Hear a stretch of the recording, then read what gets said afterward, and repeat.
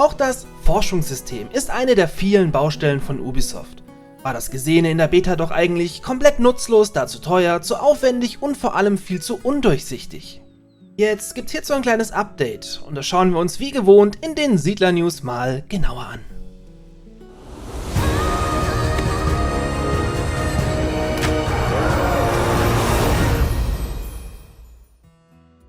Laut Ubisoft gibt es Forschung schon seit Die Siedler 1 und wenn ihr jetzt direkt mit Stirnrunzeln oder einem „Hä?“ drauf reagiert, geht es euch wahrscheinlich wie mir. Was die Devs damit meinen, ist, dass ihr euer Militär in den Baracken, Türmen und Burgen mit Goldmünzen aufwerten bzw. befördern konntet. Immer noch? Hä? Egal. Damit lässt sich jedenfalls sehr anschaulich das Problem vom Ubisoft-Team mit ihrer Marke darlegen. Es kristallisiert sich immer mehr raus, dass die aktuellen Devs die klassischen Siedlerteile eben nur vom Hörensagen kennen und wenn überhaupt nur mal ganz kurz reingezockt haben. Aber zurück zur eigentlichen Forschung, welche bisher nur in Die Siedler 7 von Bedeutung war. In der Closed Beta stellt sich diese wie folgt dar. Ihr konntet in der Akademie mit Diamanten, Goldmünzen und Werkzeugen diverse Forschungen starten. Wie schon eingangs angesprochen, scheiterte das aber an unterschiedlichen Gründen. So war eine Partie in der Regel sowieso schon lange vorbei, bevor man mit der ersten Forschung starten konnte. Wenn man dann doch so weit kam, waren die Forschungsmöglichkeiten zu teuer, da man zum Beispiel die Diamanten lieber sinnvollerweise in Raketenochsen investiert hatte, ruhet in Frieden, oder man konnte sich keinen Reim drauf machen, was diese Forschung jetzt eigentlich genau bewirken sollte. Generell ging vielleicht auch deshalb das Gerücht rum, dass die einzelnen Punkte überhaupt keinen Effekt hatten, da sie entweder gar nicht implementiert waren oder einfach nicht funktionierten. Vor allem aber war bis auf ein paar Ausnahmen, die die Ingenieure betrafen, alles auf den Militärpart des RTS ausgerichtet. Forschung in Richtung Siedlung, Siedler und Wirtschaft gab es nicht, wurde aber unter anderem im Beta-Feedback an Ubisoft so gewünscht und jetzt in die Akademie integriert. Neu ist nun, dass ihr jede Forschung in 3 Stufen ausführen könnt. Die erste Stufe ist also relativ günstig, hat dafür einen geringen Effekt. Die dritte, finally teuer und mit dem größten Effekt, zudem müsst ihr vorher Stufe 1 und 2 durchgeforscht haben.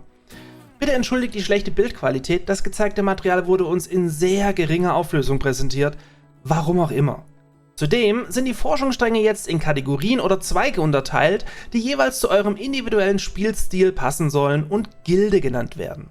So gibt es zum Beispiel die beiden Zweige Schutzgilde und Handwerksgilde, die sowohl den wirtschaftlichen Aspekt in der Frühphase des Spiels als auch die grundlegenden militärischen Verbesserungen für Standardsituationen beinhalten, was auch immer das bedeuten soll. Zudem könnt ihr in eurer Akademie aus 3 sogenannten verbesserten Akademiezweigen nur einen wählen, mit dem ihr dann für den Rest der Partie klarkommen müsst, es sei denn ihr baut einfach für den zweiten und dritten Zweig eine weitere Akademie.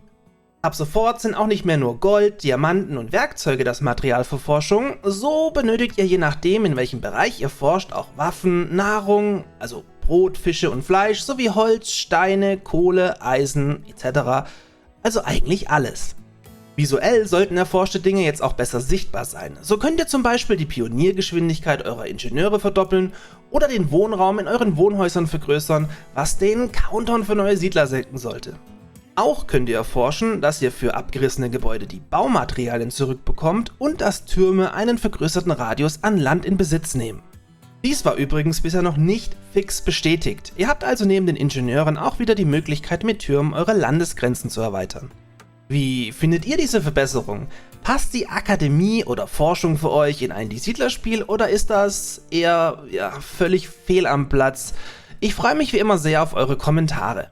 Kleiner Spoiler: In den nächsten Siedler-News wird es dann um Volker Wertig gehen, der erfreulicherweise mittlerweile an seinem eigenen Aufbaustrategiespiel arbeitet. Also gerne Abo dalassen, ich informiere euch weiter rund um alles, was in der Welt der Siedler so passiert.